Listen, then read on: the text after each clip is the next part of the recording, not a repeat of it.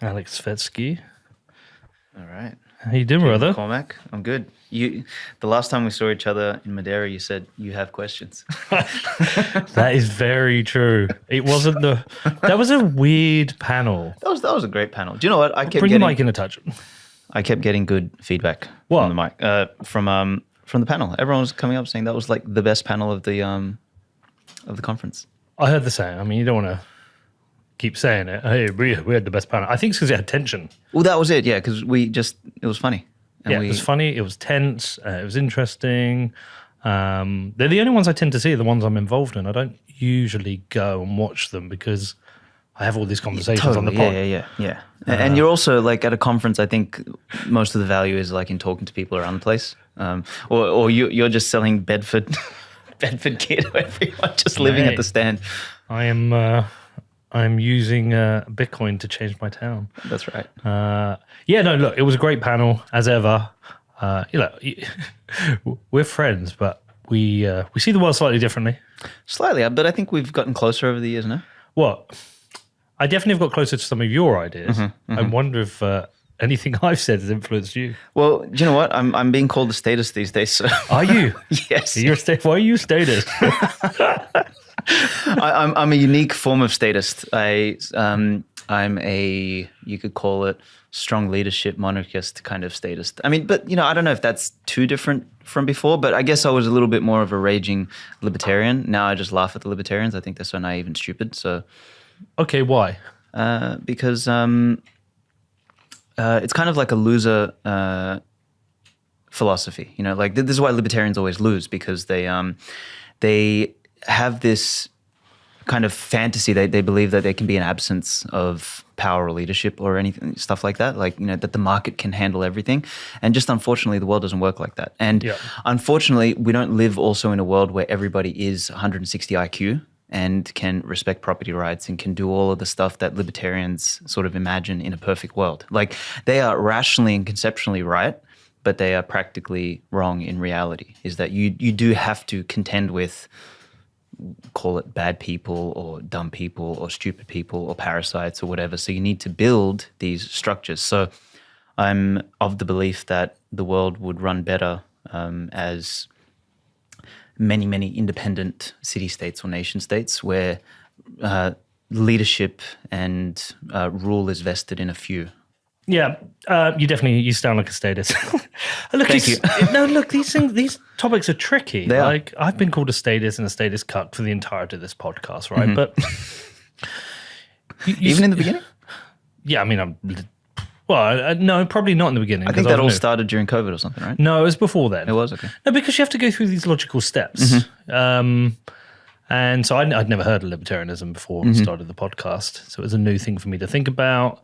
And so you go through these logical steps. And the first one I used to go through is like, okay, what happens if you completely get rid of government? You wake up one day, there's no government. And I always felt like, well, you will just end up rebuilding government. Because what will happen is, I don't know, say even if you're a little tiny town of 250 people, you have to have ways to get on. Even when we were out in Malawi, the villages had a chief. And the chief had a council. And the chief would resolve things. People who appeal to him, but that's still government, okay?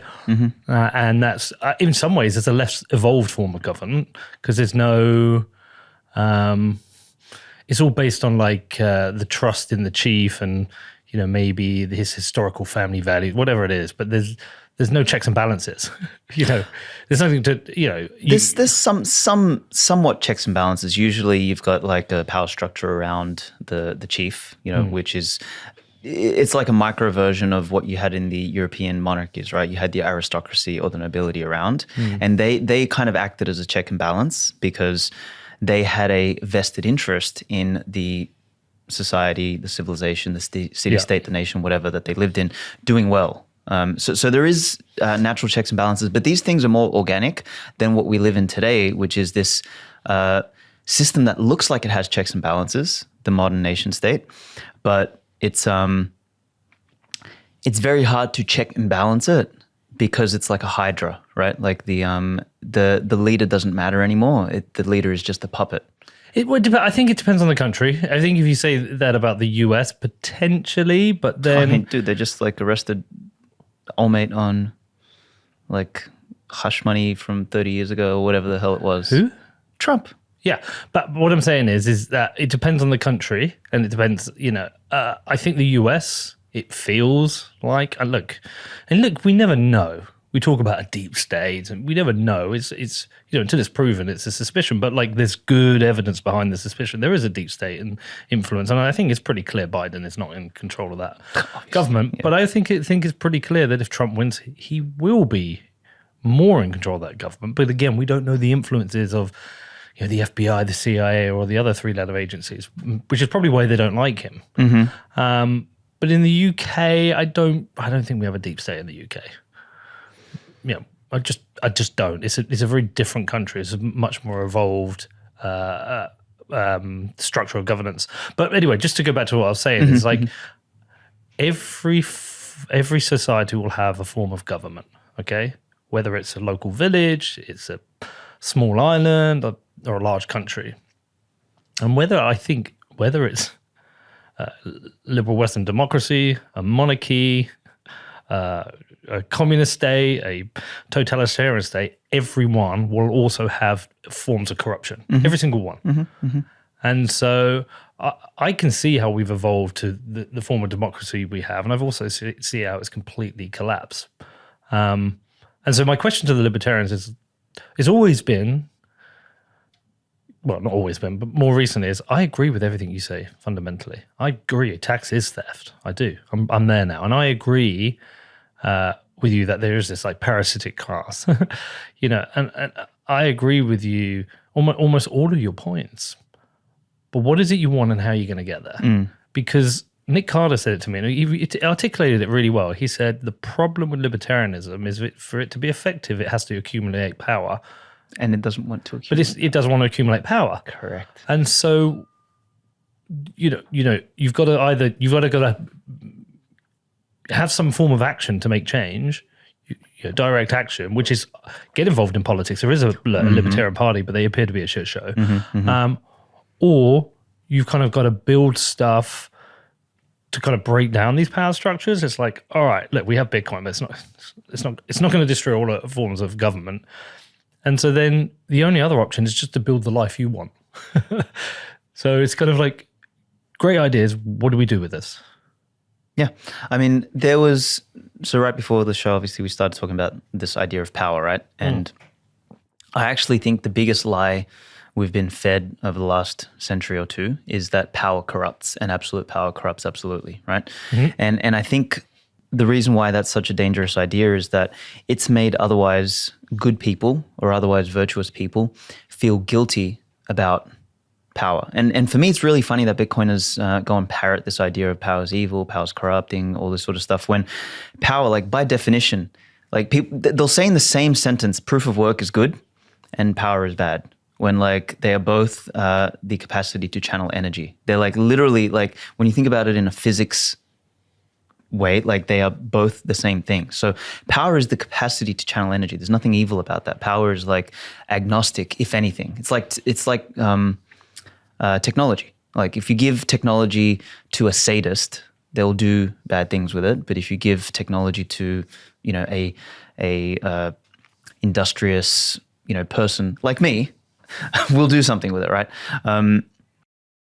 Power is the same thing. And by believing in the lie that power is evil, power corrupts, power, shouldn't be touched, all this sort of stuff, you leave a vacuum. And kind of as you said, if you leave a vacuum for power, you leave space for those who feel less guilty about, the dangers of wielding power. You leave space for them to take it. And that's essentially what I think has happened in the world today. It's like we've left the power vacuum for the parasites. So otherwise good, strong, virtuous people who should be wielding that power, who have the capacity to channel it in such a way that they don't want to step on people. Like a truly strong person will get into the ring with somebody who's stronger than them, not get into the ring with like a little kid and beat them up and be like, yeah, I won. Like that's not a powerful act, right? And when we leave a vacuum for the parasites to come in, we we create the stupidity that we see around us, right? You get the Stalins and the Trotskys and the losers like that. And, you're seeing this in Europe. I saw a video the other day, and there's a young Irish guy. I don't know if you follow him on Twitter. His name is Uber Boyo, or he calls himself Steph. He's brilliant. He's outside of the Bitcoin space, but he gets Bitcoin. He's someone you should have on your show, by the way. And he had this video. He said, look, Nietzsche was right. He's been vindicated. Through our own guilt, we are allowing ourselves to fall over. And you've got this in Poland. There's this fence at their border, and the police are there to kind of stop the immigrants from coming in.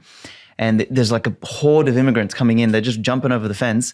And the most the police are doing is like throwing these little tear gas things. And it just looks so like pitiful. Like it looks like, that meme where you've got the person with the broom trying to stop the ocean? Yeah. Like that's literally what it looks like. And it's like, we have allowed ourselves through this sort of, this sense of guilt, like, okay, white man, Western man bad, and like we must be guilty for everything, and we're just like letting ourselves be overrun because we've, and this is, I'm going off on a tangent here, but this is related to the idea of power being bad, right? Is like we have abdicated that responsibility, and our institutions, our society, our civilization, everything is crumbling because there is a bunch of monkeys at the wheel who don't, like, they want power for power's sake, right? So they'll come in to these positions and then they'll just suck everything out of civilization.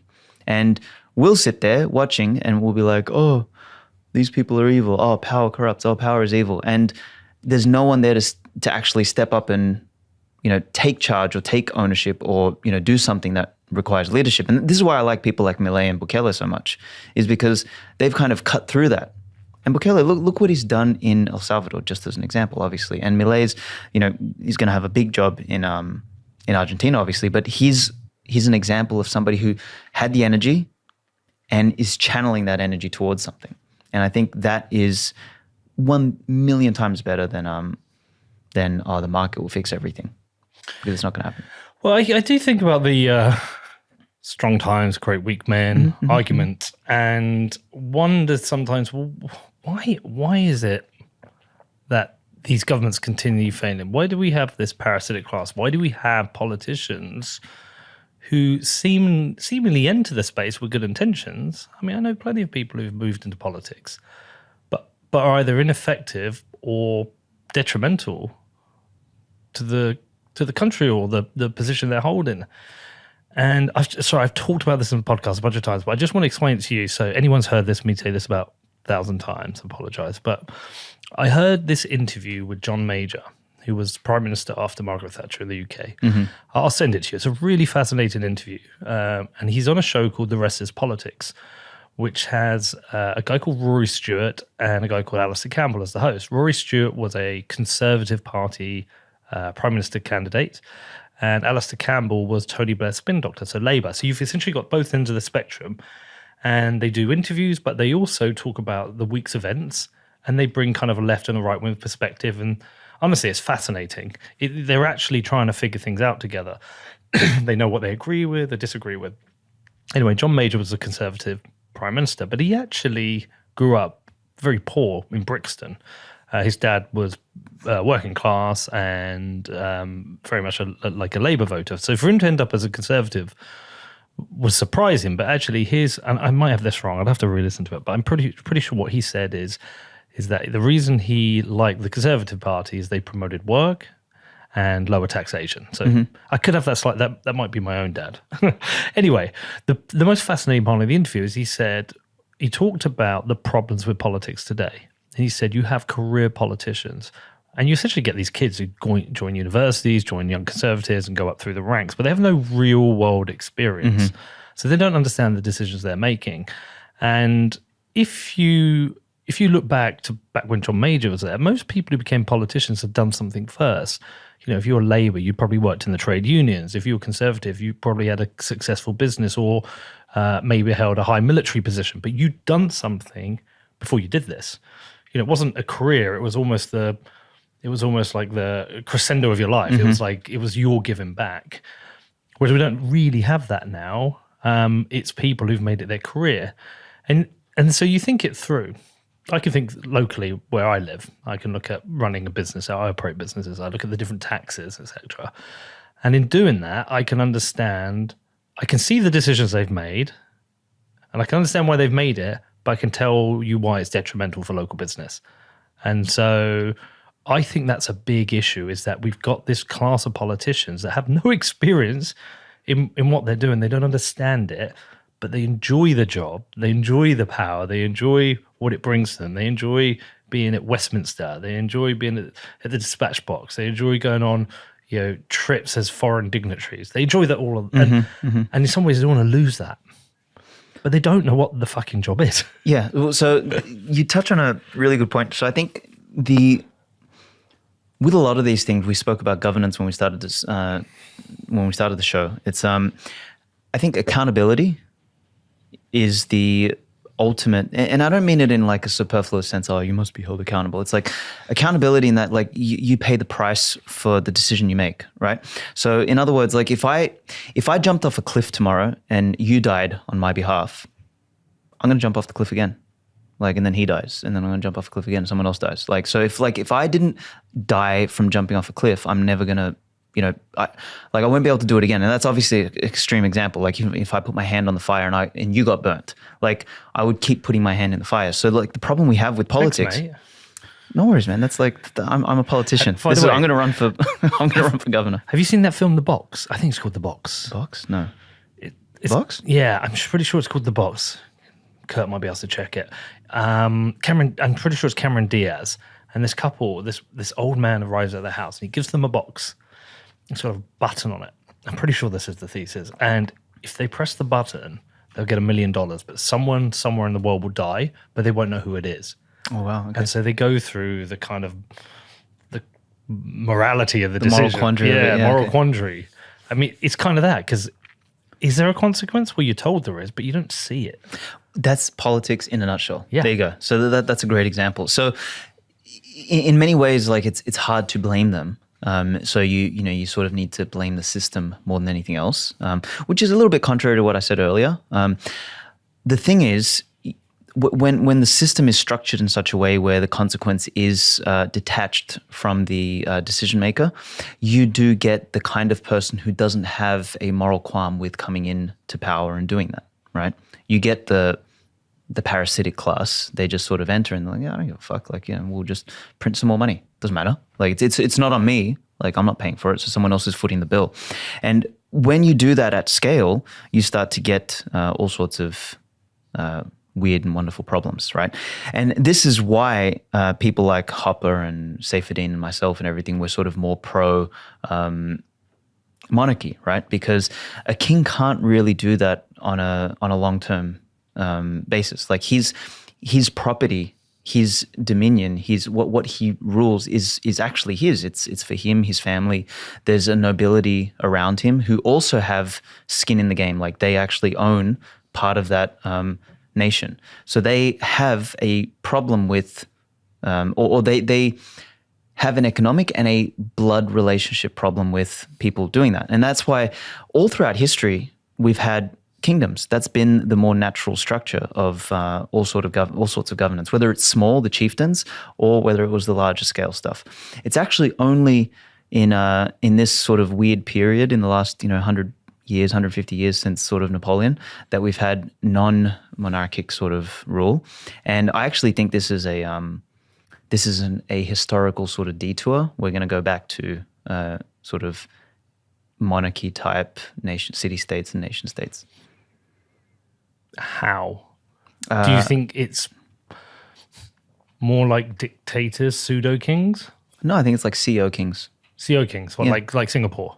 Like Singapore, exactly. It's a fantastic example. I think Bukele is a modern example as well. So it's like people who have power vested in them, who treat the dominion or the territory that they're operating like a business, but like a home as well. Dubai is another great example. So you have essentially a royal family or some sort of wealthy family that doesn't need to extract wealth from the populace, and they actually invest in it because they treat it like their home.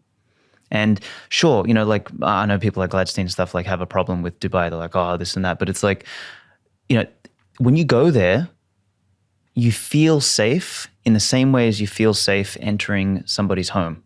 But what is that? What is that famous quote? Those who give up liberty for security have neither.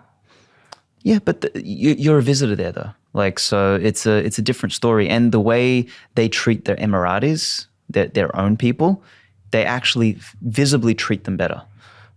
Sure. So it's not about safety. When I'm talking about safety, I just mean like you go there. There's like I left my freaking laptop in the airport on a chair by accident. I came back 4 hours later when I realized I got to the airport and I got to the hotel and I was like, holy crap, I forgot my laptop. I went back, called an Uber, and I found it was still there. Like so there's this kind of like there's this social maturity that comes from the place, which is there is a patriarchy, there is an order, and the thing runs smoothly. So I said to you before, I have questions or points to make. So I've only been through Dubai airport, so I haven't been to spend any time in Dubai. But the airport itself it was an experience. But I have looked at these more kind of wealthy countries within the region, Qatar as well. A lot of what they've built has been built on slave labor. Like modern day slavery. Not really. No, really. No, not really. Seriously. No, really. I promise you. So, I mean, Qatar's a great example. Just have a look at what happened during the World Cup when they were bringing in migrant workers from Nepal and Bangladesh, and they would take their passports off them. And there was a very high death rate. They were living in very packed, multi-person rooms. It's modern day slavery. I mean, there's a huge amount of journalism that's been done to study this. People went there for work. It's modern day slavery. If you look at it, it makes me think of, if you want to go back to like the rule of king, and if you can have slaves, it makes me think of the old photos you would see of the pyramids being constructed and the slaves dragging the stones to build the pyramids. It's the problem with going to these types of monarchies is that at the bottom end of the ladder, you usually get things that are close to slavery and a lack of civil liberties. So I'm just saying we have to look at the trade-offs for each one. There's trade-offs and everything for sure, but like the last time I was in Dubai, I spent some time speaking to people that were in that had come to Dubai for work, right? So people that you might consider low wages and everything like that, and they would straight up say, look, I can't afford to live in Dubai, but I come here to work so that I can go back home and I feel safe here. I feel good here. And like they feel a privilege to come and create or do or produce something, and then they go back. I think the better question is, rather than you point out your anecdotal experiences and I point out my anecdotal research, journalistic research, is to say, under a monarchy, how do you protect civil liberties? So the idea of a democracy is that under a democracy, you have a strong rule of law. I know we can there's criticism of it, but you have these basic civil liberties, and I think they can be lost under. I mean, how many countries in the world is it still illegal to be homosexual? I think I saw online recently we're in dozens, and of those, there's certain countries you can be executed just for being gay.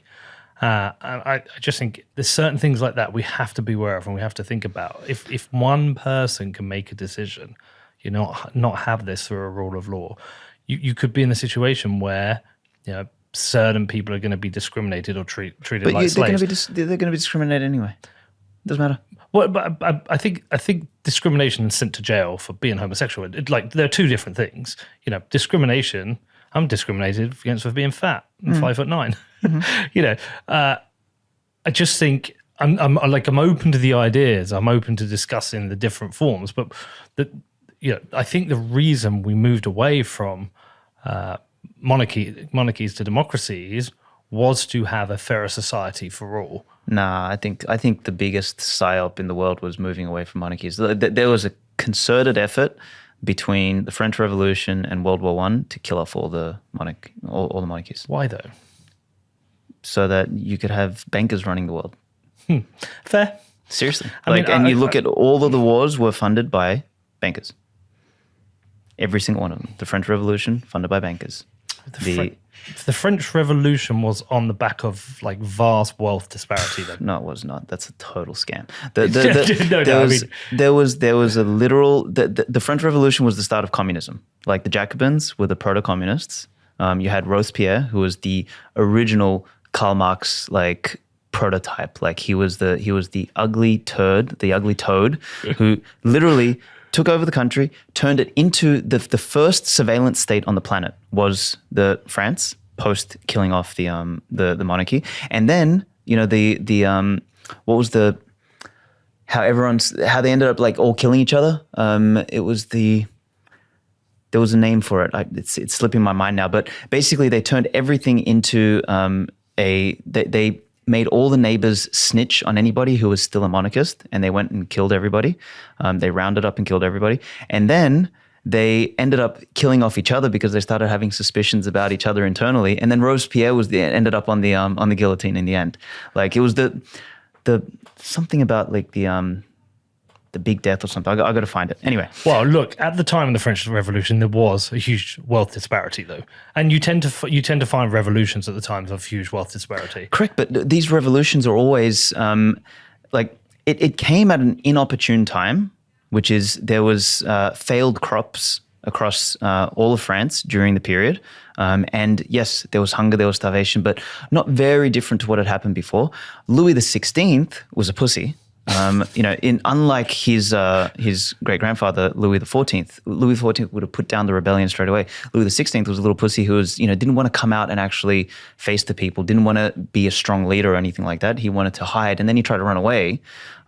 And what happened is he like from that place of weakness, from abdicating the responsibility, because power comes with responsibility. Mm-hmm. From abdicating that, he left a vacuum where the aristocracy at the time, there was a bunch of aristocracy who wanted to see the monarchy fail. So they helped fund and foment more dissent among the lower classes. And then particularly, they funded Robespierre to come up, and that's how they took down the monarchy. But at that point, granted, the monarchy was weak. Louis XVI, as I said, was a complete pussy.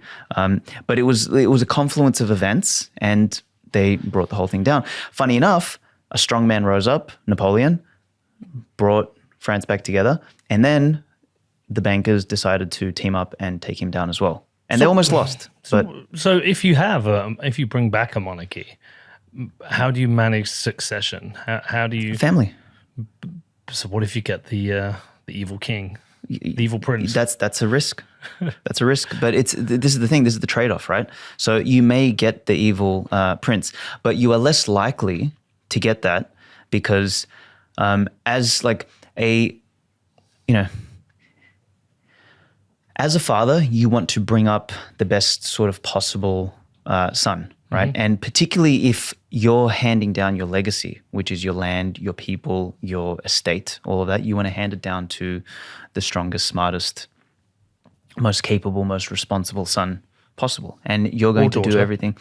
Not necessarily. I don't think that kind of burden fits the feminine. But Queen Elizabeth was quite possibly one of the best monarchs we've ever had in the UK. Possibly. But, unfortunately, she didn't get time to, look, let me say this. There is anomalies. So there is for every one good female monarch, there's 100 good male ones. And I'm not trying to How do you prove that? History. Yeah, but history was misogynistic. That's fine. History prioritized men. Correct, because men carry responsibility better. Responsibility is a weight. So if you carry a weight over your lifetime, you will age quicker, you'll die quicker, all of those things where women are more valued for their ability to bring life. If they have to carry the burden of responsibility to lead people to do all that sort of stuff, that's men abdicating their responsibility. We're supposed to carry that so women can have more freedom and the ability to flourish. You don't put stones on a flower. Men, we're ugly, we're brutes, we are designed to carry that weight.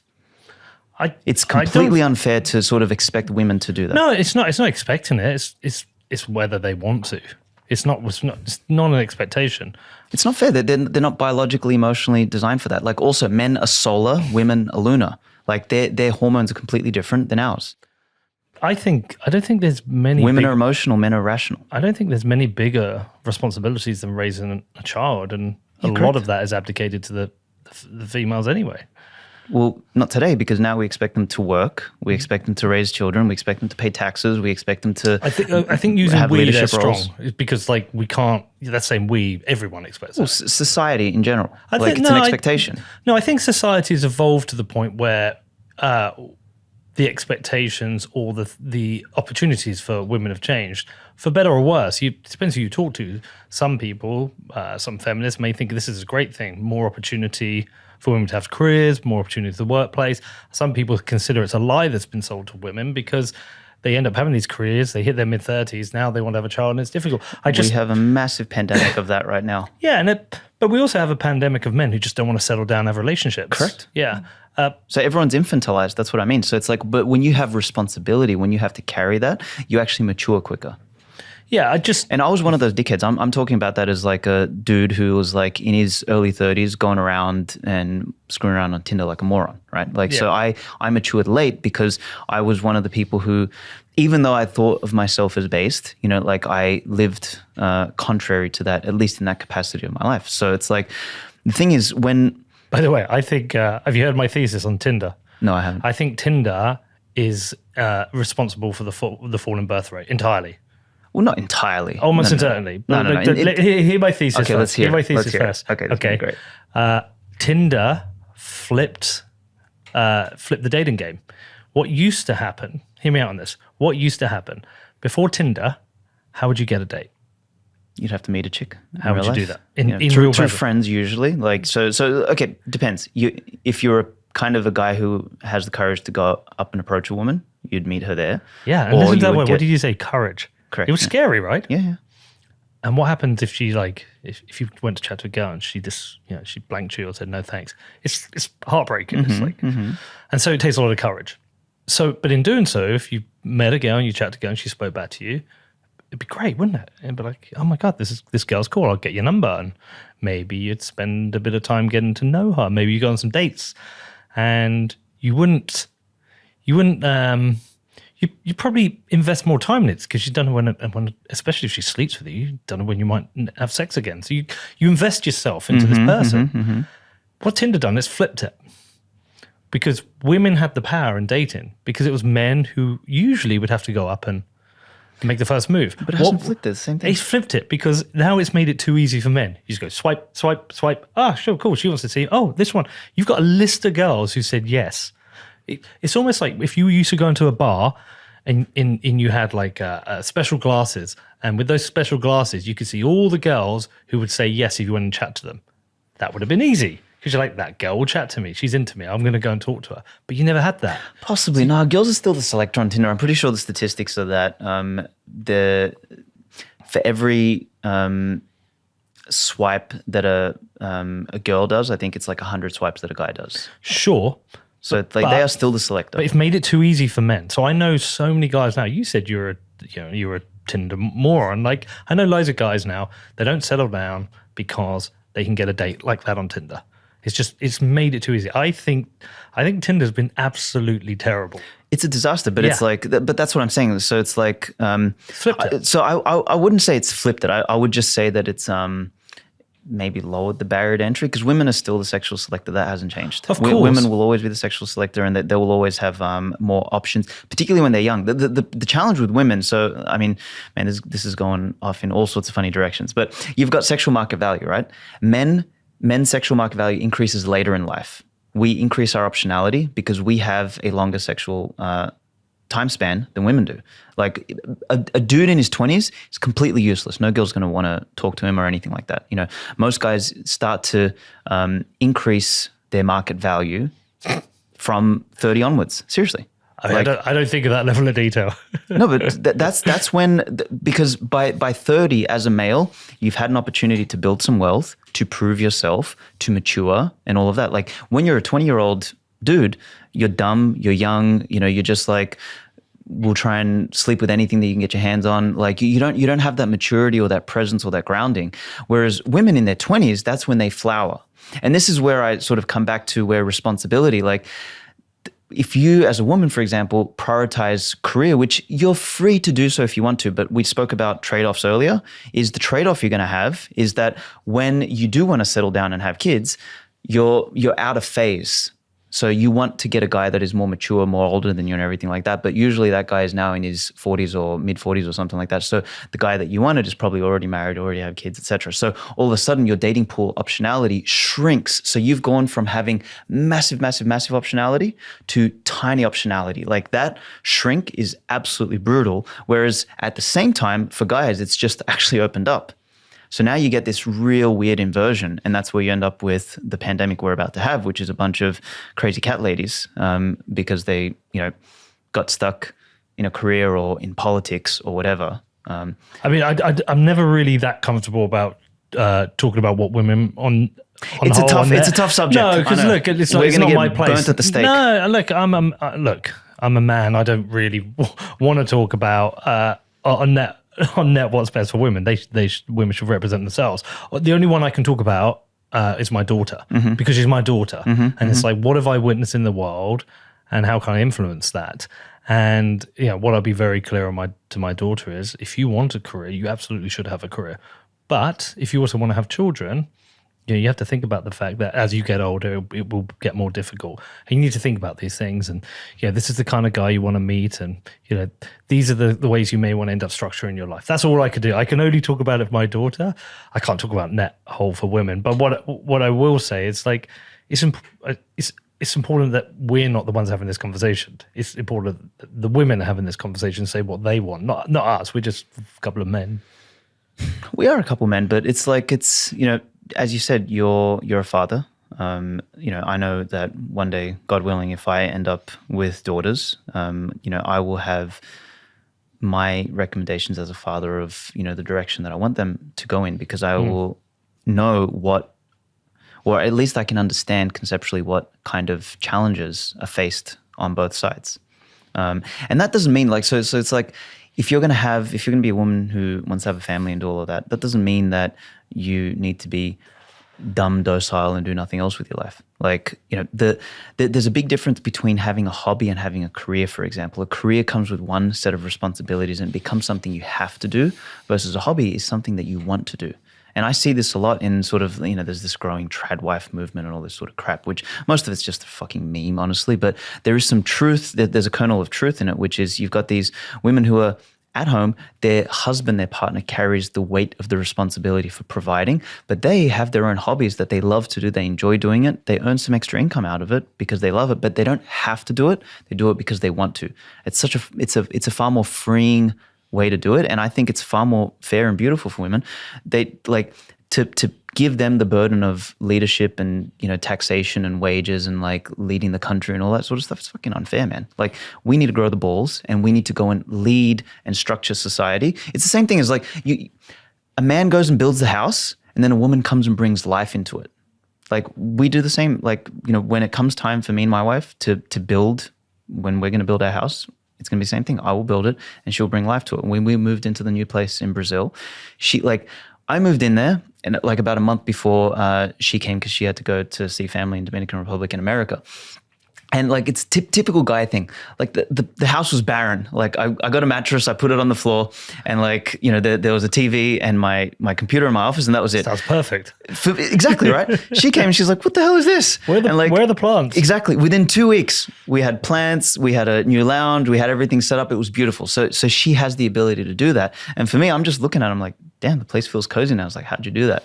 Listen, all I know is from my experience, the companies I've built have always been stronger by having a good gender split in the office place. Not 50-50, not 75-25, just there's a balance of people in the office.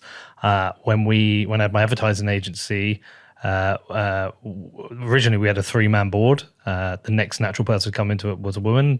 Decisions changed. A lot of decisions changed. One of the things, this one kills me, man. One of the decisions we made, we didn't even know, but when we used to have after work events, one of the recommendations came in is that, can we provide taxis for the girls to get home because it's late and it's dangerous? Yeah, one of the girls who worked at that company was actually murdered in London. It was after us. after the age of 6. Yeah. So like they're the things we didn't think about. The toilets, things we didn't think about that we needed to provide as provisions in the toilets. So it's things like that, little things like that. The chief exec of my football club is a woman. She's far better at it than I am. She's the perfect person for the job. She was made for this job. Okay. So like I just feel really uncomfortable saying men should do this, women should do that. It's not a blanket rule. There's generalizations, like an 80-20. Yeah, and all things in life are 80-20, basically. Well, I think it's easily answered. We shouldn't discriminate against anyone wanting to do what they want in life, but we should, as parents, our responsibility is to give our children the best advice. That's where I feel most comfortable. Yeah. I mean, there's trade-offs with everything, as we mentioned before, and like there is, 80-20. I mean, Zuby, right? Like he broke the women's deadlift record. Exactly, right. But he's a dude, obviously. So like there's things that are truths that lend themselves to particular, advantages, and there's things that don't. And if you can buck the trend by all means. And sometimes there are examples of people that fundamentally maybe they don't fit in their skin or whatever, or they do have a particular talent or a knack or something like that, or their center of gravity is more masculine than feminine or whatever. So that exists, but they're the exceptions, not the rule. So and you can't structure things around an exception, but you need to allow for exceptions, because usually some of the greatest innovations and things actually come from the exceptions. Yeah, Margaret Thatcher. Yeah, I mean, she was totally an exception. She was a machine. She was what do they call her? The biggest balls or something in or like a better man than the Iron Lady. But there was something. Someone said something about her as a quote. She was called the Iron Lady. I remember that, the Iron Lady. But someone said that she had more cojones or something than every other man in the probably in something like that. Yeah. Anyway, but we're bringing it back full circle. The point being is, under a democracy, you tend to protect these rights for people not to be discriminated against having the opportunity. We're not discriminating against women from doing certain things or their role in society. We're not discriminating against homosexuals from being able to live in society. We're not creating forms of modern day slavery. You won't catch these things in most of Europe, most of the Western world. But in the places that still have monarchies, you will find examples of modern day slavery. You will find discriminations against homosexuals and people who are... Where? Where's discrimination against homosexuals? Yeah. But Kirk, you look up how many countries it's illegal to be homosexual in. I'm pretty sure I saw it recently, it's a few dozen. Yeah, but I would guarantee Uganda's a great example. Uganda, you can go to jail for being homosexual. I think it's almost certain Saudi or most of the Middle East. I'm just saying, so you don't... Yeah, but that's got nothing to do with the fact that they're monarchies or democracies. That's got to do with their religious orientation and their customs. And that's fine. If they want to have those customs, that's fine. You just, if you want to be gay, just go somewhere else. 64 countries in the world, half of them are in Africa. Yeah, 64 countries in the world, half of them Africa. But what I'm saying is, it's through democracy. I'm somebody who has big issues with democracy. What I'm saying is, through democracy. I don't think so. Well, the democracy can be the will of the people on certain things. It can be the will of the people to modernize and remove discrimination. No, I think that these things are more cultural, Pete. It's not that. So a king, a monarch, can absolutely instantiate a norm. And he can do it better than a democracy can, and he can uphold the rights of a particular people. But generally, the king has a predilection to uphold the rights of his people, his blood, his nationality, more than the visitor or the minority or the person. And that's perfectly fine because, for example, in Salvador, I would totally expect Bukele to treat his own people, his Salvadorians, better than any migrant like me or you going there. Yeah, even if we're Bitcoiners. He's an exception currently, and he exists within the democracy. He's an elected leader. It was illegal to be homosexual in the UK under a monarchy. It was only under a democracy that it was firstly decriminalised and then. Yeah, but that was just a time at which that happened. I don't think it was because of the democracy. It was just because there was a wave of more acceptance coming up that put the pressure on government, whichever government it was. If it was still a monarchy, it would have happened with the monarchy as well. I don't think the democracy thing is just it happened at the time. So you can certainly get these protections under a monarchy as well. Well, and they're more guaranteed. I mean, another thing would be interesting, because I don't have it, is to look up the freedom index. Yeah, but the freedom index is a big scam, man. Come on. I mean, how do you even measure that? Well, it's the things you're free to do, the freedoms you have within a country. Yeah, but the thing is, like, freedom is another word that I hate now. It's a total scam. Like, so you, for example, you can't have freedom without the responsibility. Like, you can't have rights without the responsibility for those rights, right? And what we've done with democracy is we've separated the responsibility for a set of rights from the claiming of those rights. That's why we have a bunch of petulant children in modern democracies yelling about rights, but not wanting to have the responsibility for it. There was a really great video I saw, which was a bunch of, classic sort of leftists out there campaigning for, we must let the immigrants in, we must let the immigrants in. Some guy comes around, he's like, look, he pretended he was like from some petition. He's like, look, we're signing up people for allowing immigrants into the country, and part of this is, will you allow 1, 2, or 3 people to stay at your home, from the immigrants? And they're like, oh,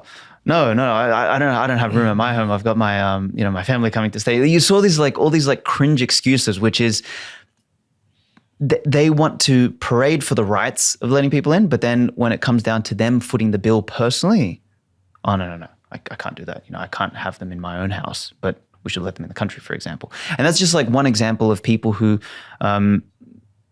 they want the cake, but what is it? So they want to eat the cake. They want to have their cake and eat it. Correct, exactly. And that's the thing. You can't have just blanket freedoms. You need to have the responsibilities that come along with that. And this is a big problem with democracy as well. You've got people who are net beneficiaries of a system.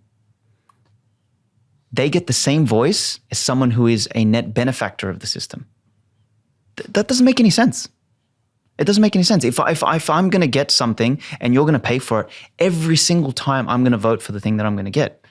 And that kind of thing will always decay. Every single time it will always decay. I agree. That's one of the big flaws in democracy. And I think another one is the misalignment of political cycles with economic cycles. Because, of course, yeah. Because you defer, there's a lag, so you defer the consequences of your to decisions onto exactly. You're always kicking down the road. Yeah, exactly. You always kick the can down the road. But I'm one of the things I find hard to move myself from is basic rights. And I think you get the basic rights just better under monarchy. You get it better because you can petition directly to the person. Yeah, again, we're going to go around in circles, so we should move on from this, but not if you're put in jail or executed for being homosexual. You can't petition for that. You don't have a voice. You cannot make that claim, because you make that claim, you're putting your head above the parapet. I mean, a lot of countries, they have underground clubs for homosexuals, secret, secret clubs, because these people don't want to be murdered or they don't want to be put in jail.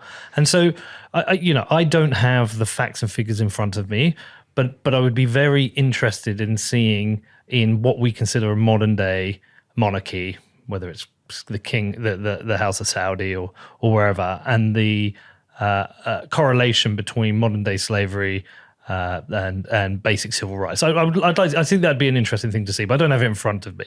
But I'm really just getting across what my fear of monarchies are, and I don't see them making a return. My thesis is very different, actually. I had a good chat with Eric Voorhees recently, because obviously he's a very principled libertarian. Whether you agree with him on shitcoins or not is irrelevant. He's a very principled libertarian. He's one of my favorite people to listen to talk about freedom and rights and democracy. And even he said in the interview, he said, I'm willing to concede we might have the best form of government might be small government, or a smaller government than we have now, but we might have government. He said he was willing to concede that. And that to me is based on the thesis of what I think is going to happen. Which is I think, unfortunately, I think times have to get really bad to change the political direction of a country. And so El Salvador, the reason Bukele came to power is they'd had decades of corrupt presidents, robbed the country blind, corrupt judges. Argentina, decades of inflation. in comes Milei with an alternative ideas. Even people voting for him, but some of the people voting for him are the net benefactors from the socialist system that existed. They were the net beneficiaries. I think in Venezuela, if you could have a democracy in Venezuela, unfortunately you can't because they have a dictator. But I think they would vote for something else. And so what I think is going to happen, we're going to see this reverse trend whereby, and this is one of the things that my hope from Bitcoin is that you're getting a lot of people getting very rich very quickly. And it's like, what do you do after that? Because you can treat yourself to nice holidays and nice things, but the economic incentive to keep building businesses diminishes as you become more wealthy. Just say Bitcoin was hit 10 million. There's no world where I travel. There's no way I'm going to travel the world making this podcast, being away from my family, for what would be marginal increases in net wealth, because I trade off too much. Yeah, correct. And so I'm probably not going to do it. I'm going to probably want to be in my hometown. So what can I do with my life? I can be around for my family or grandkids. I can try and build other businesses, but what impact can I have? Oh, but politically, locally, I could maybe get into politics. I don't need the wage, but I can try and make a difference. And so it's that trend about that interview I spoke about earlier, that people who'd gone into politics had previously had experience of being successful business people or served in the forces. I hope there's a bunch of Bitcoiners who are going to look at the likes of Milei, Bukele, or whatever, and just say, look, I want to make a difference here, and I can afford to go into politics. And not only do I understand the parasitic class because I've been against it, I also understand the basic economics of what do you call it? Redistribution of wealth. I understand. I have a better understanding of the consequences of these decisions, and I don't need the money. So I'm going to go in with the principles of what's good for the net good of people rather than my career. Because again, unfortunately, I think one of the things with politics, one of the things that fails is the career goals of politicians are out of kilt with the net benefit for society of the decisions they make. Correct, yeah. So they compromise themselves for power. And this is the power corrupts, is compromising yourself for power. So that's my thesis, and I hope. I don't see monarchies coming back. Well, let's King Bitcoin. Let's dig in on this actually. So you've got who do you need to become in order to be this person, this kind of leader? Well, you need two things. You can to be elected, you have to win votes. That's it. That's the game. The game is, will enough people vote for me? Will more people vote for me than the other people vying for the same position? So how do you win those votes? Well, awareness is always going to be important. Are people aware of you? It's kind of traditional brand of marketing. And do they agree with and support your policies? And can you explain them in a way? Like Milei has come in and essentially an Austrian set of principles for the Argentinian economy. I'm pretty sure most of the people in that country, when he was first thinking about running, had never heard of Austrian economics. But he went campaigning. I think he started out on universities, but he went out campaigning and he explained where inflation comes from. He explained the Cantillon effect. He explained these things publicly. And people came to understand, oh, shit, there's a whole new world of economic principles I've not heard of, and I like this guy, and they vote for him. So, there's a whole bunch of things. They liked him for the principles, but they also liked him, I think, more importantly, for his energy and what Milei stands for. Not just the words, but like the brand. Exactly, but there's just something that comes through him, right? Yeah. Like there's, people always talk about Ron Paul, and I think Ron Paul's fantastic, but like compare him to a Milei has an energy, right? And that's what people are drawn to. There's like a magnetism for that. Well, Ron Paul's amazing. Correct. But he wasn't effective enough in campaigning his principles. They didn't reach enough people. Correct. This is why Trump is so powerful, I think, is because Trump is the only person on the planet, I think, who you could just put his silhouette somewhere and you know who he is. Like that's like the ultimate branding. Like I'm pretty sure no one else exists like that. But the question I was asking was more so about like your character. Like who does Pete, like what virtues, like who do you need to be? What character do you need in order to be an adequate leader? Well, I think you need wisdom. Wisdom's I not think really a virtue, though. Honesty. Okay, honesty, that's a good virtue. Yeah. Integrity. Integrity. Yep. I mean, honesty and integrity are important virtues. There's virtues and skills, right? Honesty. Well, virtue is like a behavior. So it's like a virtue is something you do. But you need the skills to, so I think there's fair arguments with Trump. The reason he was elected last time is he came with new ideas. Mm-hmm. Was he effective in delivering them? I think there's good argument. No, he wasn't. He's just, others will argue Biden's been worse. So we don't need to. Was he effective? Mm-hmm. I don't think he was. And that maybe come down to his own ego going the way, or maybe come down to he couldn't make a change because the swamp is so swampy. Yeah. But I think you need virtues and skills. So honesty and integrity is super important. But I think you need a skill set behind you. You absolutely need a skill set behind you. But I think this Courage, is where, because you need to be courageous to make decisions. Yeah. Like I'm going to bring it up and brought it up a bunch of times. I want to run for mayor in Bedford, and I want to run it because I love my town and I want the best for the people. And one of the decisions I want to make is that I will. One of my campaign promises: every single year, our local taxes will be reduced. Pick a percent, 1% every year. Okay, that's like you've got to be courageous to do that, because to do that you have to cut public services. You have to come with the policy and the argument that you believe all these public services that you're going to cut should be provided by the private sector because they'll be more effective, and taxing people to provide these public services is, it's unfair. Yeah, that redistribution of income is ineffective. Beautiful. Okay, so you've got to be courageous to do it. And so, courage, transparency, integrity, compassion, responsibility. Well, compassion's an interesting one in politics. Because it can get you in trouble, yeah. Yeah, especially if you've read Jonathan Haidt's The Righteous Mind. It's a really great book, and from that book you'll really understand why some people are conservative and some people are more progressive. And I think a lot of donkey policies that come from the left come from a position of compassion. Exactly, totally. Compassion without understanding the consequences. Correct. It's very easy. It's first order compassion. Yeah, it's like parenting. You have to be tough with your kids sometimes, and you could argue being tough is compassionate. Correct. It is. So like this is actually precisely why I wrote the book, The Bushido of Bitcoin. So like the concept of Bushido is a code of virtue, right? And this is something that you look at the samurai of the feudal age of Japan, right?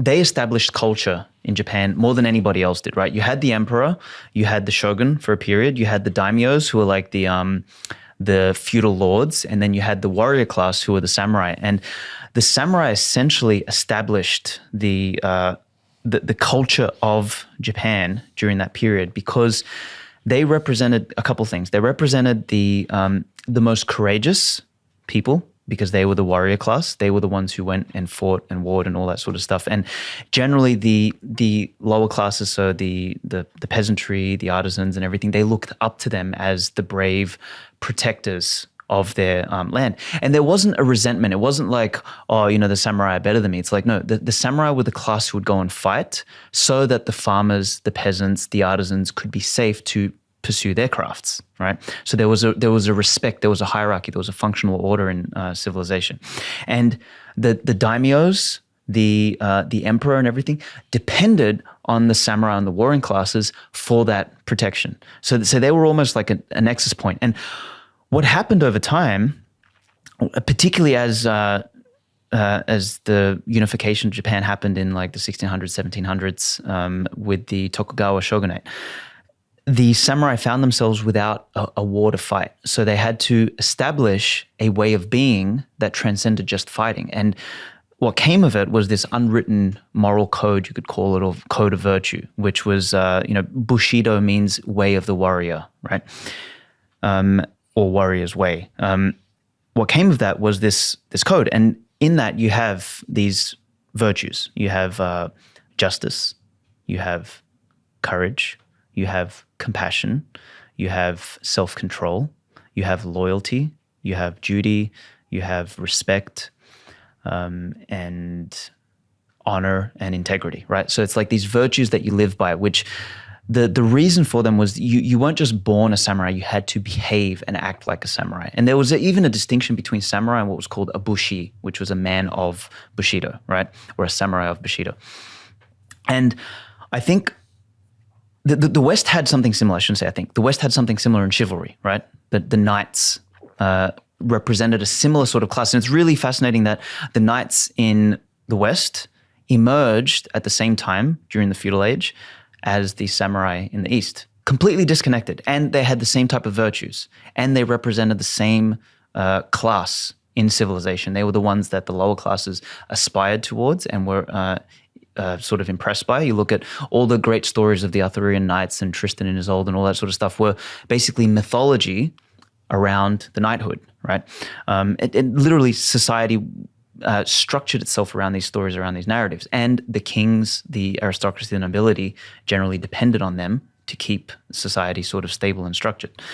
So these codes of virtues emerged, and you'll notice something about the codes themselves. So you had compassion in there, but you also had justice. So there was a tension between each of the virtues that created some level of accountability within oneself. So there was honor, as well as there was excellence, for example. There was duty and loyalty, as well as courage, right? So you had these sort of things. And for me, the reason why I wrote the book was I 100% agree with you. Bitcoiners are going to come into a position of social and economic power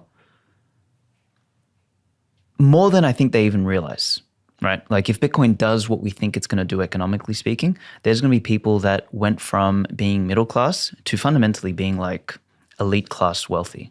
Right? There's steps to it, right? So, and there is going to be steps, absolutely. They're going to come to the economic power first, and it's whether they want the social power. I mean, we know there are Bitcoiners out there who just want to disappear, and maybe want to live with their wealth, but just live a simple, almost nomadic life. Perhaps, but they still have a duty to do something with that wealth. Why? What compels you? What's the reason you have a duty? Because I believe that money, power, wealth comes with the responsibility, comes with a duty to do something with it. And if it doesn't come with a duty, we can easily move into a world, which is where we're moving now, is you've got these boomers, you've got this sort of this parasitic class that has taken the wealth of the West and feels like they can do whatever they want with it. Whereas if you instantiate these kind of virtues, so you could always say, oh, why the duty? Why the duty? Well, the duty is something that helps keeps the structure of civilization together, right? Like the samurai had the duty. They didn't have to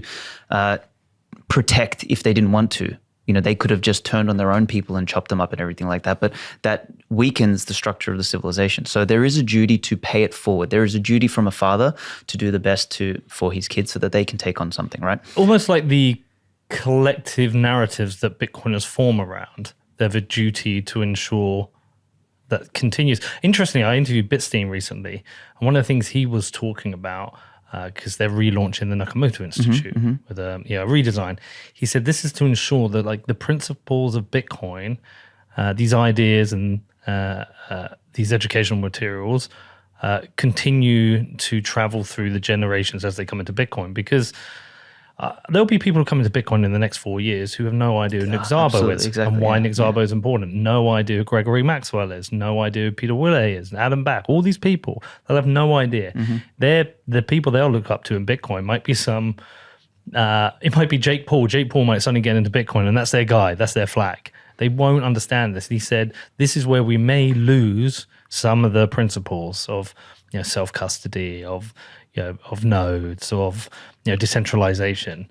And so there's almost like a collective duty of Bitcoiners. If you enjoy Bitcoin, if you enjoy the fruits of your investment and the decisions you've made, you have a responsibility to all other Bitcoiners to collectively maintain that like ring fence of strength around it.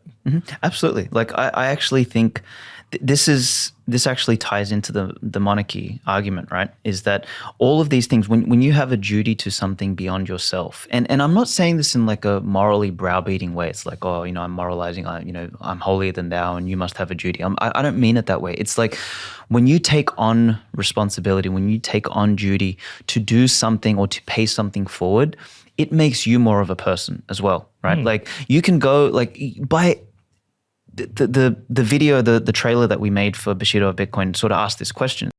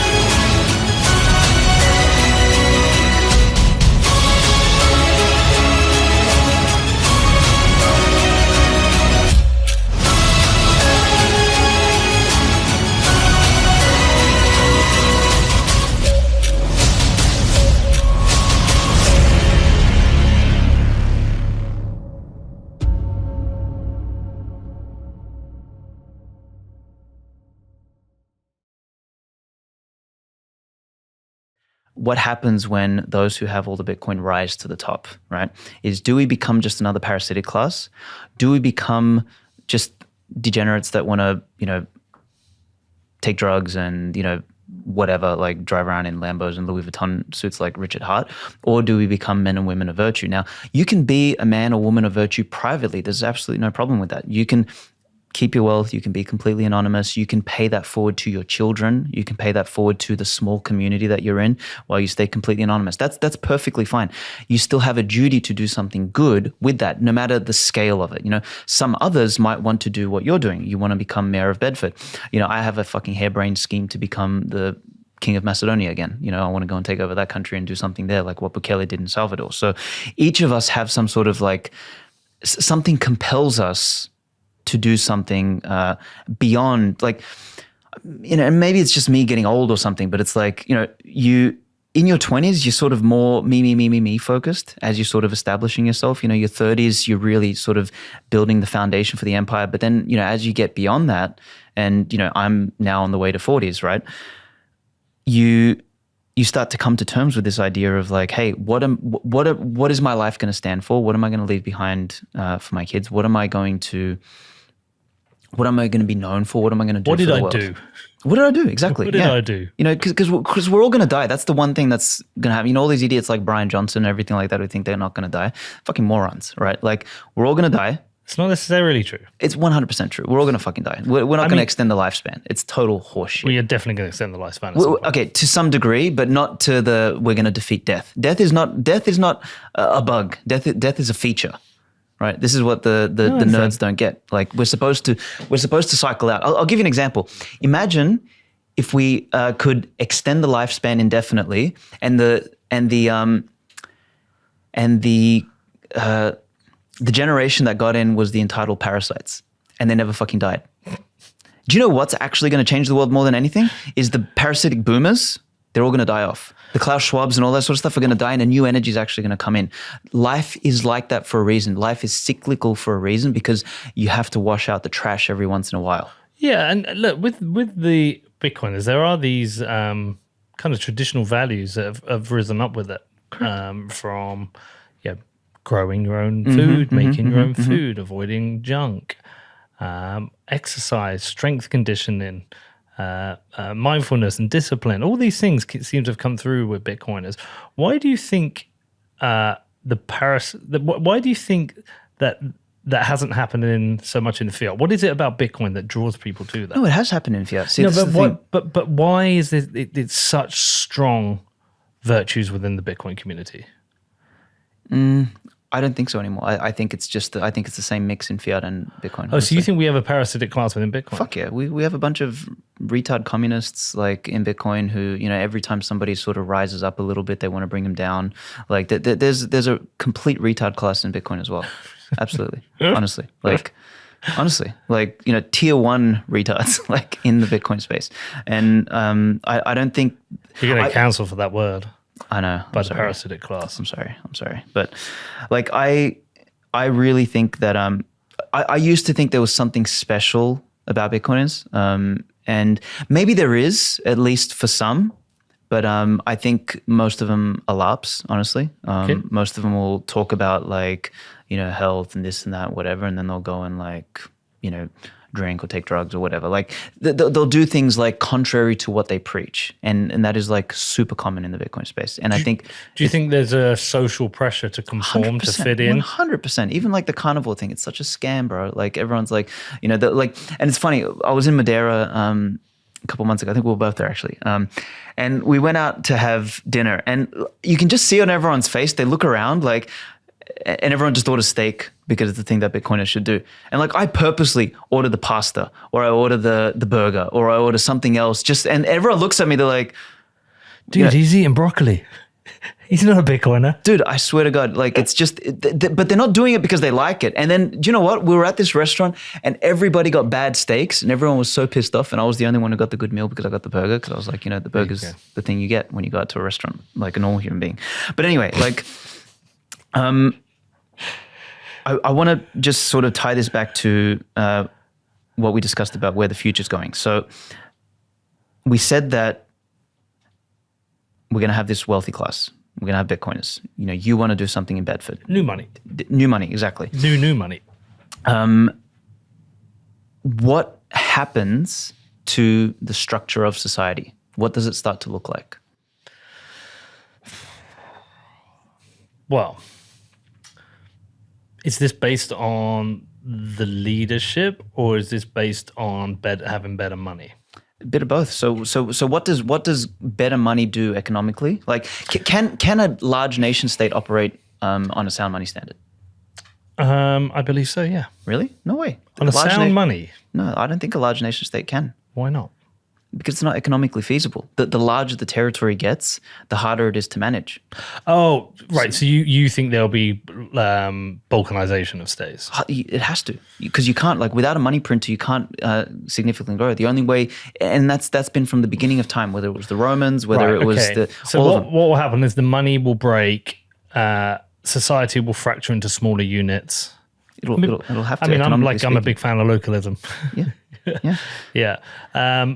Look, one of the things that's been very clear to me is that the parasitic class destroys productivity. Mm-hmm.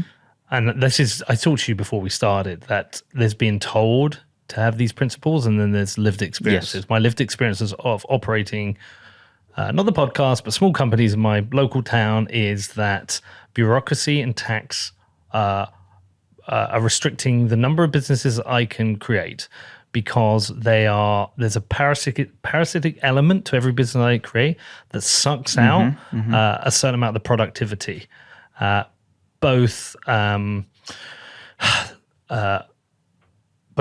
directly, where I'm literally having to just give money to government, local and national, and then internally within the company where I have to provide things for my staff. So, for example, every employee, whatever company you operate, whether you have full-time staff or part-time staff, you have to provide holiday pay. And so for the staff that work, say, in my bar, 12.07% of their hours, I have to then rebate them if they don't take holidays in cash. So it's essentially, it just raises my cost. I'm not saying people shouldn't have holidays, right? But that could be optional. Correct. And these are people who've got jobs. This is like a second job. And so that makes it harder to do business. The licenses are harder to do business. The business rate's harder to do business. Yeah, let's not even go to the world of no tax. You halve my tax, I double the businesses I launch. I double the jobs I create. So that's a very obvious outcome from this. Smaller government, less parasites, more opportunities for job creation because we have a larger productive class and a smaller parasitic class. So in that territory, in Bedford, you start to behave differently than, let's say, the neighboring city, unless they start to look at your success and they copy you, right? Or people move in. Exactly. So what is then Bedford operating like? A small country. It's more like a city-state, right? Yeah. And you actually operate like a quasi-monarch.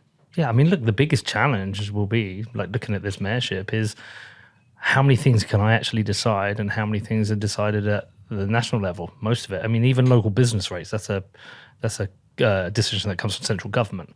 And so there's a lot of things that come from central government that hold you back. But if the economic standard starts to disintegrate the capacity for the central government to exist, what then happens? Where does the responsibility fall for the operation of these Well, you want territories? them to devolve powers. I mean, we've had certain amounts of devolution in the UK where Scottish, Welsh, Northern Irish governments have certain devolved powers and decisions they can make.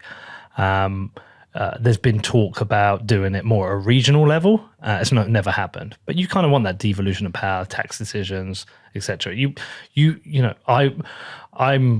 I want to become mayor, but I want to operate like a CEO. I want to run it like a business.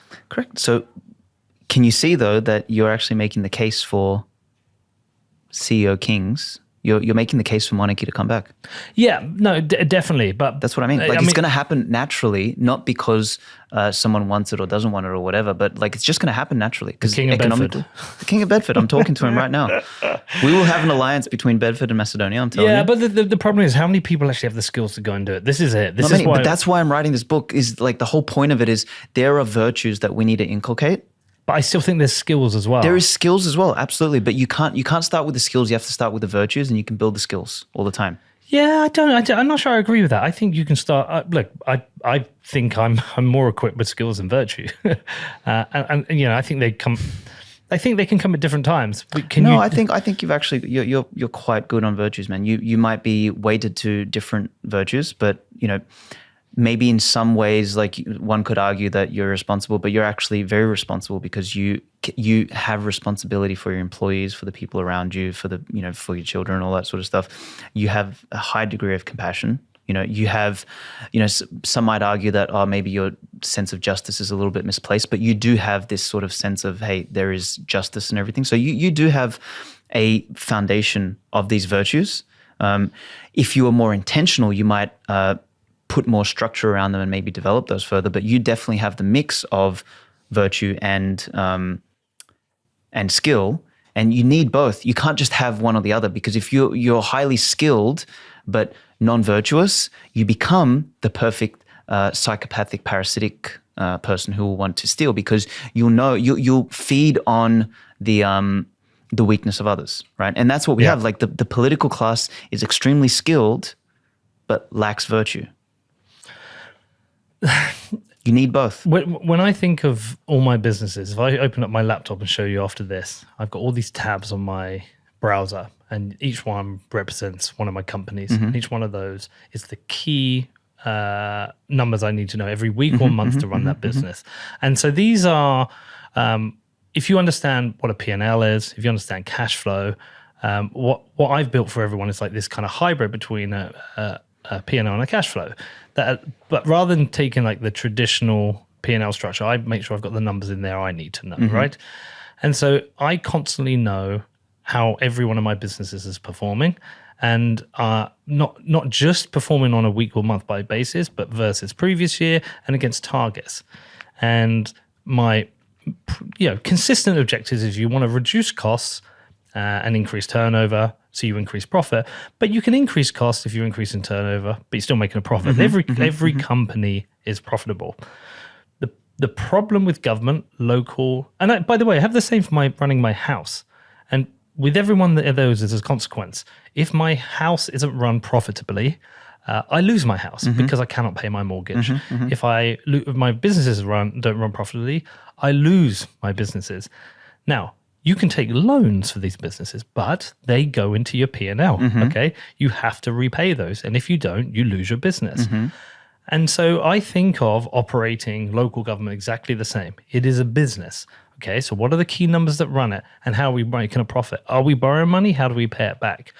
But the problem, the absolute problem, listen, this is the absolute problem with government, is that it has something that I don't have within my household budget and within every company budget, is that I can continually borrow money when things go wrong. Yeah, Kings couldn't. Yeah, because if I had that, none of my businesses would go bust, and I would never be evicted from my house. Okay. And so governments need to be run with the same budget responsibility. Absolutely. And that's exactly what I would do. But the reason I bring up skills is I have the skills to do that. I have run a P&L. I understand cash flow. I understand sales. I understand marketing. And that's exactly how I would want to run local government. That's how national government should be run. I actually believe, personally, I've got this belief that if you had a strong foundational set of principles for for example, the Constitution in the US. Yeah, if we had a strong foundational constitution, one of the things I would have in there is any government that's running over budget should trigger a referendum. And the country at that point can vote. The country should understand what a deficit means, should understand the consequences of loans, should understand the consequences come to you as the electorate and the productive class that you're going to have higher inflation. Do you want to vote to continue this? Do you want to keep these people in power? And that would put a responsibility on them. Or, have some form of taxation against their wages if they run in a deficit. Something to put the consequence on the people in power so they cannot plunder from the productive class. Correct. I mean, you're literally defining a monarchy. That's always been the case. Yes, monarchies are still clip the coins. They tried to clip the coins and then they, got killed or, something happened. But, generally speaking, what you're defining there is more and more and more what a monarchy looks, smells, and feels like. And the best thing about a monarchy is it has territorial limitations. It can't grow indefinitely. And you are the lending happens not to an amorphous blob of a democracy that doesn't have, accountability. You're lending to a family. You are lending to a territory operator, a CEO or something like that. So maybe if we just got rid of the word monarchy, it would feel better. We could call it a city-state, like Balaji. City-state, that's it. Call it a city-state, but it's really a monarchy underneath the surface. And that's actually where I think things are going to go. And fundamentally speaking, you need whoever is going to be the people, because it's never even in a monarchy, it's never one person in power, right? The king is the figurehead still, and he is the CEO once again. So it's like when you have a company and you have a board, the board is like the nobility, right? The board still has a vested interest, but at the end of the day, the decision-making capacity is still vested within the CEO because he's got to actually make the managerial decisions, but he will come to his board to make board decisions so that way they can direct. And, the shareholders, you could argue, are the people who are economically vested in the success of the company. Taxpayers.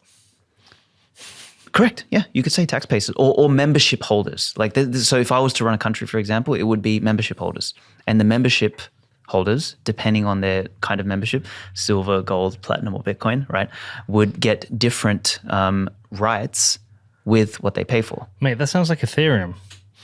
Why does it sound like Ethereum? Proof of stake. I mean, yeah, a country has to be run by proof of stake. So does a business. A business is proof of stake. Money is proof of work. There's nothing wrong with proof of stake. It's trying to apply proof of stake to a system that has to be agnostic. Proof of stake is not wrong. The big misconception people have is they think proof of stake is totally evil or proof of work is totally stupid. No. Proof of work is fantastic for money because nobody should be able to touch the money. Proof of stake is fantastic for a company, country, governance, any sort of operation like that, because proof of stake is skin in the game. You want skin in the game. You can't have a proof of work like company. It doesn't work like that. What do you believe is more likely to become totalitarian democracies or authoritarian states? Okay, so let's nitpick on the word authority. So what does word authority mean? The power to make decisions over? Authority means earned competence. So there's actually nothing wrong with authoritarianism. I actually think Bukele is an authoritarian. So is Milei. They're fantastic. We need more authoritarians in the world because authority means earned competence. And it, like a father, for example, is an authority in the family because he has lived 20, 30, 40, 50 years and he has earned the wisdom to be an authority and to guide his kids. Same with a strong leader, right? So totalitarianism is completely different. Totalitarianism is a fucking nanny state or a HR department of a country where you have these middle managers, these nitpickers trying to like oversee everything you do. You know, like a really poor way to run a company, for example, is a totalitarian. Like totalitarianism, another word for it is micromanagement.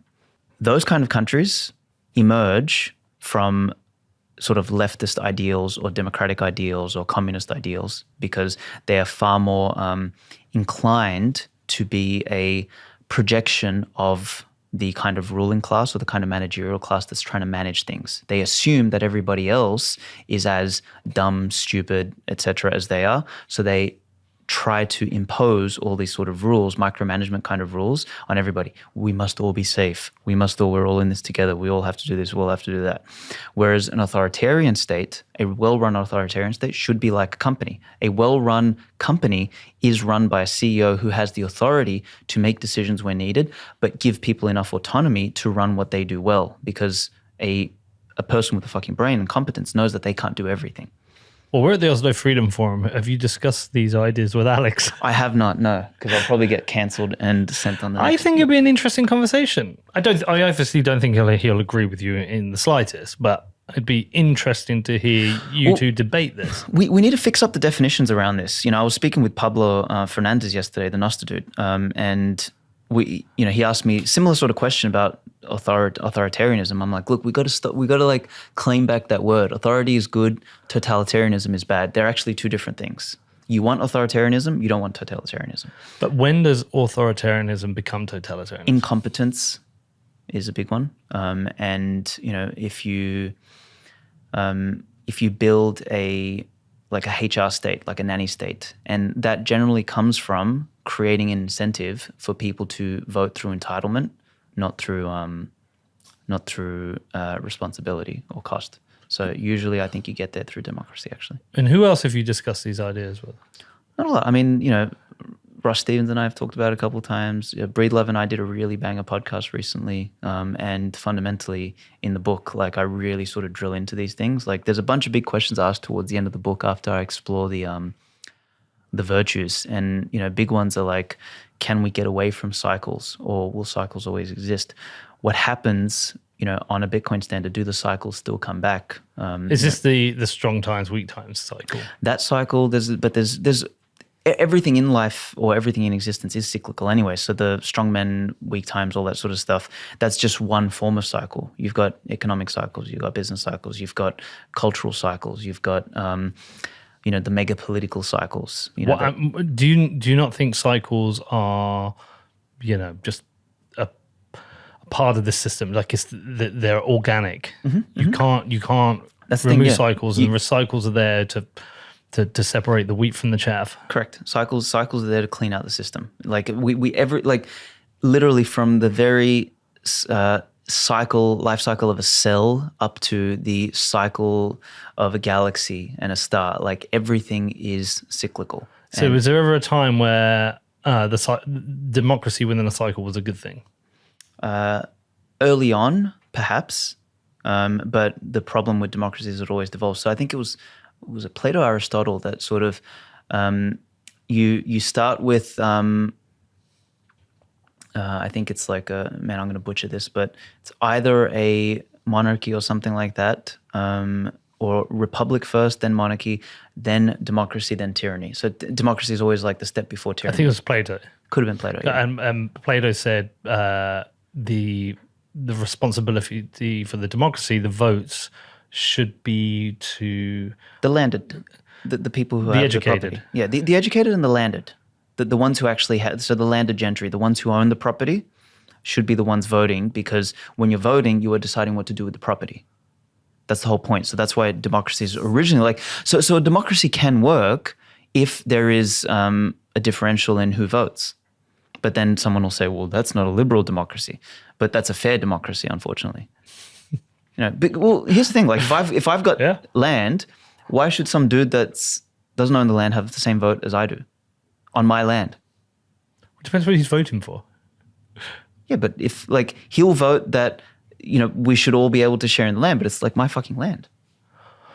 Yeah, I mean, but that's like what Breedlove talks about. Yeah, democracy is voting other people's wealth. Well, I mean, but it's true, right? So this is where it's like if democracy was kept to the person, the people, or the persons who are net tax contributors, as we discussed earlier, or membership payees, if it was kept to the customers, you would have a very different model, and that's fine. That's essentially how a company runs, right?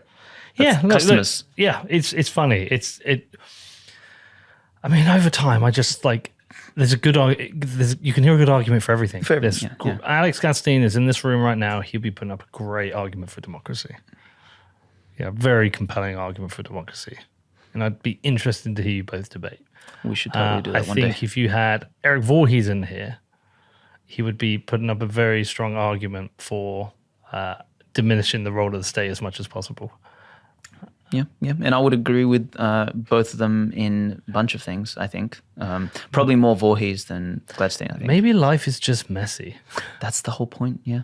Maybe it's just messy, and it's always going to be messy. And the grass is always going to look greener. And whatever structure of governance of society we will live in, it will trend towards breaking, and we'll look for something else. We will. But the one thing that I did find was that the stuff that helped establish the best civilizations on Earth were so let me explain it this way. Culture is upstream of civilization, and the greatest civilizations were preceded by cultures that seem to share virtues, and those virtues are exactly what the hell I tried to write about, because you found those virtues amongst the early Romans, amongst the Greeks and Macedonians, amongst the Japanese, amongst the Faustian West, the early medieval feudal West and all of that. So you find these same virtues every single time when you have the strongman stage that establishes the foundation for a civilization. So if we can maintain some sort of tether to those principles, because methods can change, and there's an infinite amount of methods, but there's only a few principles, or, another word for principles is virtues. And, I've tried to identify like 10. And I think if we know those, and if we try and establish methods of inculcating those in ourselves, in our children, etc., we have a better opportunity to at least diminish the amplitude of the bad stage of the cycle. That's the best we can do. There's one more interesting subject we could hit called beauty is the opposite of communism. Yeah, go. Okay, so we're going to get into architecture and art. Perhaps, and ugly people versus good-looking people. So I wrote obviously the Uncommunist Manifesto, and I've been adamant for many years that our boy Mark Moss. Yes, I was always of the opinion that the opposite of communism was like capitalism or free market economics or something like that. But what I've realized, it's actually beauty. And I'm going to be talking about this at Prague next week. I've got a whole presentation. It's going to basically my goal of the presentation is to offend as many people as possible. Sound like you. It's not like me at all. But my whole theory is that beauty is kind of like truth. It's not something that you can be told. It's something that we all recognize, right? And there's a great quote. It's one of my favorites from Nietzsche, which is, if you crush a cockroach, you're a hero. If you crush a butterfly, you're a villain. Morals have aesthetic standards.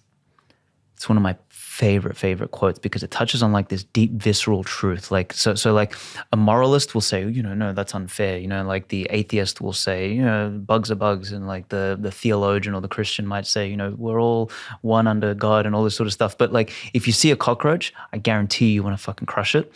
But if you see someone like kill a butterfly, there's just something inside you that'll be angry about it. It's like, why the fuck did you do that? Like, a butterfly is beautiful like this. And those truths, the visceral ones that are beyond rational, they're the truest truths. Is that like when we look down at societies that eat dogs? But hold on, we have dogs as pets. Yeah, there is that is a truth. Exactly. You can eat a cow, but you can't eat a dog, even though cows are intelligent. It's 100% true. Bacon tastes good. It's instinctual. It's instinctual. So instinct is something that we've developed over, like, our instincts today are the heuristics that our ancestors lived by. That's what an instinct is. So it's something that has been ingrained genealogically in us. So beauty is one of those things. So beauty has it's funny. It's like one of the only things that is objective and subjective at the same time. Like a lot of Austrian economists or materialists can't get this through their fucking head. They think that everything is subjective because the subjective theory of value is 100% accurate in the material dimension. Beauty is something that transcends the material. Like you see, like everyone will see a sunset and will be drawn to it, right? Or a sunrise, or a beautiful like landscape, or a beautiful woman. Like, and it's funny, you don't have to, like, beauty is not rational, but we can also rationalize it afterwards. Like the golden ratio, pi. Like you look at that ratio, you see it in faces, in contours, in land, in all this sort of stuff, in galaxies, in shells, in flowers, in roses, everything. So like beauty almost has like it's like the fundamental substrate of the universe is beauty. Now, why am I fucking talking about this and what does it have to do with Bitcoin? Is I'm convinced that the lowest time preference pursuit is beauty. Like to create life and to nurture it, to raise a child, for example, something beautiful to create a human takes time, energy, sacrifice, a low time preference. To build a beautiful cathedral, people who built these, medieval cathedrals in Europe, the ones who started it never saw it finished. It was multiple generations after them that the thing finished, right? So to create anything like that of beauty, like for the mountains to be created, the tectonic plates of the world had to like butt against each other over thousands of years and create this sort of like beautiful scenery. Like for a galaxy to be created, a supernova had to happen. So like beauty is the thing that takes the most time. Sistine Chapel was what, 2 decades? Insane, right? So it's like of painting like this. Yeah. Right? So like I believe, and this is sort of, everyone's called Bitcoin something different. Like, Bitcoin is money, Bitcoin is energy, Bitcoin is store of value, Bitcoin is a fucking mushroom, Bitcoin is freedom, Bitcoin is this, Bitcoin is that, right? I've got a new one, which is, I think Bitcoin is a framework for beauty and excellence. Because by lowering the time preference, you create the space to produce beautiful things again. And I think that's fundamentally important. And I think the reason I say beauty is the opposite to communism is because beauty is the highest pursuit. Like to create something of beauty really takes time, energy, sacrifice. And, beauty is almost like it's so transcendent. It's like, it's the thing we all aspire towards and we're all attracted to. And it's the thing like it's, beauty is also like, it's this crazy paradox. Beauty is violent and it's peaceful. Beauty is everlasting and it's fleeting. Like beauty is in a snowflake and it's in a galaxy, right? It's in a volcano erupting and it's in like a peaceful, tranquil lake, right? So it's like it's beauty is like the ultimate paradox, but it's the ultimate thing that we sort of like want to pursue. And like truth, it's the thing that gets co-opted the most, right? Because we're just naturally, instinctually drawn to it. But yeah, my whole point here is that there's a whole chapter of this in the book where I talk about it, and it's going to trigger a lot of people in many ways. But my whole theory has come to be that for us to reclaim civilization, we need to reclaim our relationship with beauty and power. That's like the two things that we've somehow abdicated as we've become more materialist, as we've become more democratic, as we've become more equalitarian, as we've become more consumerist, all this sort of stuff. Like we've forgotten that, you know, power is beautiful, beauty is powerful, and that hierarchy, excellence, reaching for the stars is something that we should be doing more of. And arguing for average, arguing for equality and all these sort of things are descendant, whereas like beauty, hierarchy, excellence, virtue, all of these things are ascendant. Like even the word virtue means excellence, and the word excellence etymologically means separation from the average. It means to climb a mountain. Exceller means to climb a mountain.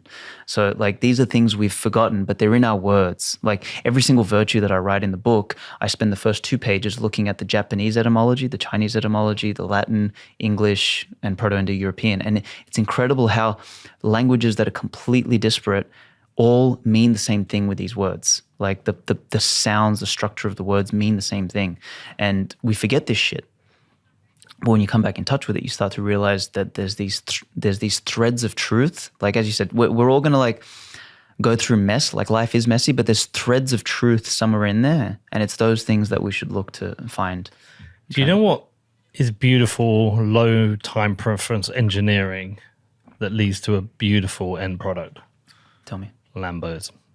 They are beautiful cars. Absolutely. They're absolutely low gorgeous. preference engineering. I would say Maserati or even an Aston are even better, but like Aston Martin, depends on the model. It's a beautiful car. Gorgeous. The new Vantage V12 is beautiful. Seriously, that's man-made beauty right there. Absolutely. Yeah, but we're not allowed Lambos because that's high type preference. We're allowed Lambos if we appreciate the Lambo, not just for fucking wanking off, you know, like or taking Instagram photos with. Got to be something more. All right, what do you want people to do, man? Look, if people enjoy this conversation or if they got triggered or anything, depending on when it comes out, I believe it's going to come out July or something. Yeah. Yep. So Bushido of Bitcoin.com. So Spell the Bushido bit. Bushido.